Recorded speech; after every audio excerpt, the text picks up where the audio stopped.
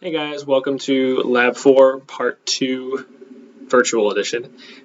So today I'm going to go over just a little bit of the hardware that we would have normally used with you guys in class. So right now we're talking a lot about data collection and like how to do it. So first of all, why do we even need to do this? So we're engineers, right? Engineers need to collect data, whether we're testing things, running an experiment, or even a lot of times we're testing a model against real life data. But also things like EKG, EMG, EEG, blood pressure, all that stuff. It all needs to be collected from a system, and that system usually is a human body when you're talking about biomedical engineers. And so because we can't get you in lecture or in the physical building to work with the hardware, I'm just going to walk you through what the setup would have looked like had we been able to go in. And then I'm going to talk a little bit about what is important to know how to do when you're setting these things up, what parameters are important. So here we have an example of what the setup looked like. This is the lab room from last semester. So I'm just going to zoom in and walk you through the individual parts here. So in this corner, we have our function generators. Function generator singular.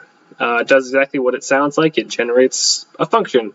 In this particular picture, it looks like it's outputting a sine wave at 10 hertz. And this function generator represents our system. Again, our system is, physically speaking, usually a person. If that's motion captured data, then that'll be the reflectors off of the person's body collected by the cameras. If that's EMG, that'll be their actual muscles along with the electrode that's recording it. So you get the idea. So this is representing a physical system. Right over here, we have our oscilloscope.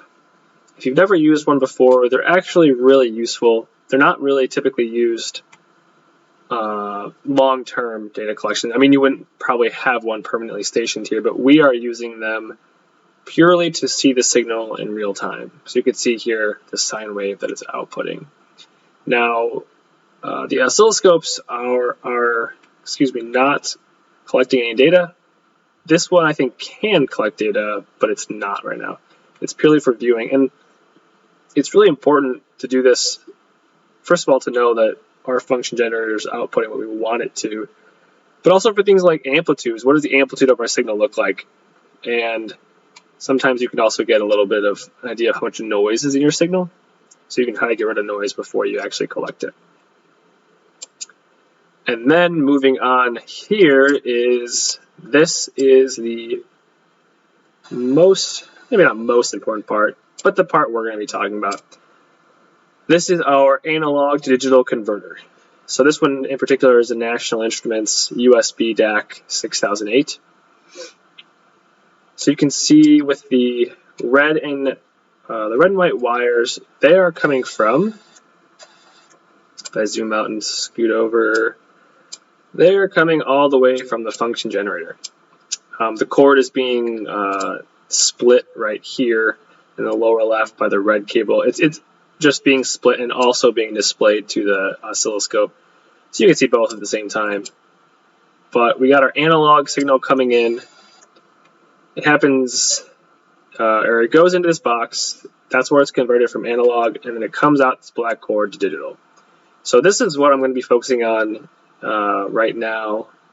But I want to tell you the last step of this, which is the computer. So the USB goes to the computer, and you have some sort of software to help you collect it. So normally, if we were in lab, you'd be sitting at this computer, and you would hit run. We'd have already set this project up for you. You'd hit run, it would collect data, and you'd be done.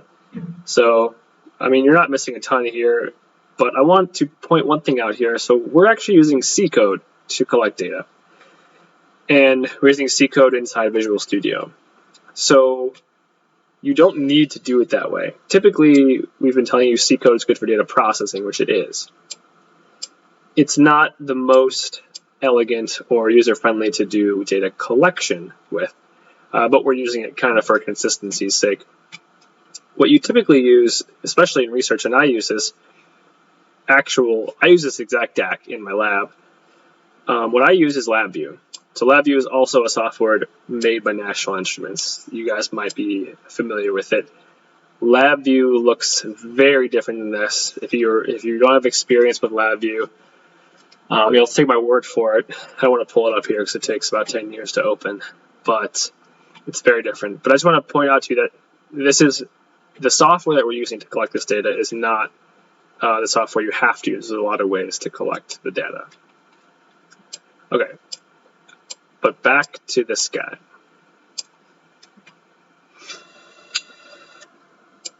So I said that this guy is really important. So what this thing is physically doing is it's taking an analog signal.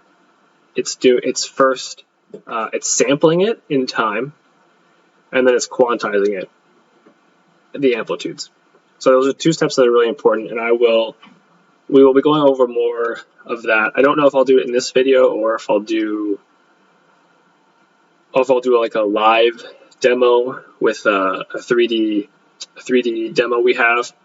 Last semester we were able to go into the Viz lab in the basement of E Hall. If you've never been there, it's really cool. We'll have to get you guys in there hopefully when we're able to go back in there. But I'm not sure if I'll do that at the end of this video in a separate video or live during next week's lab time.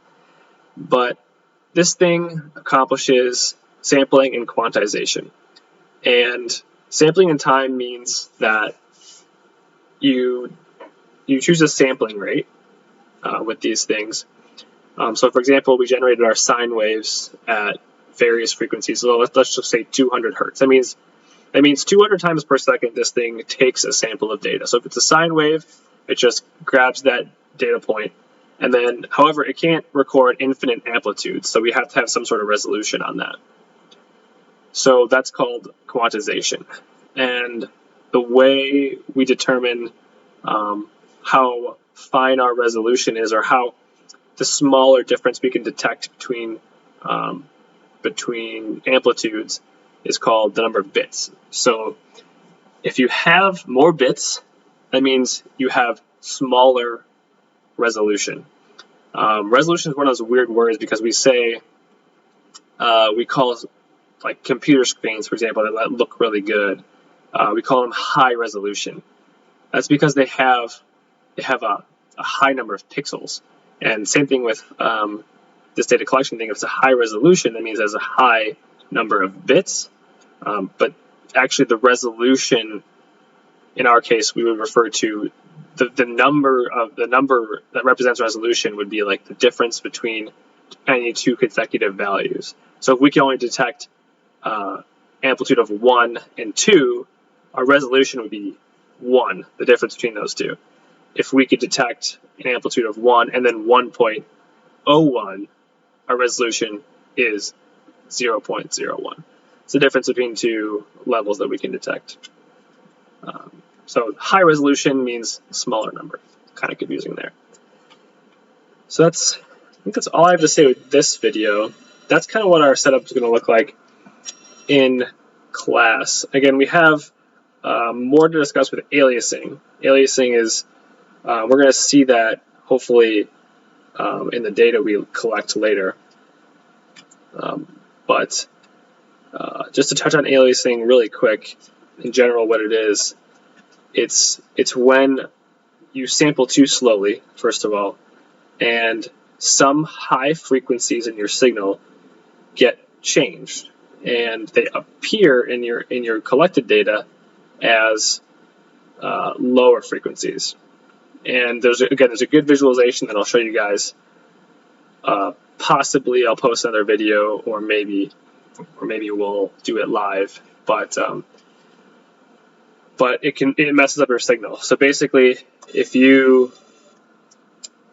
tell this DAC sample at 200 hertz, for example, and you have a signal that you're collecting from these wires that happens to be 300 hertz. So we know Nyquist tells us if we're collecting at 200, then the highest frequency we would be able to properly represent is 100, because we sample twice as fast. So 300 is obviously way above that. So it would be aliased, and once it comes out of this USB jack, once it comes out of this cord and it's going to the computer, there is nothing you can do to fix the signal. So you have to know, or somehow be sure, that you're not introducing an error with aliasing. So I'll leave this video at that. I just want to introduce you guys to the hardware. If you have any questions about this, please do let me know.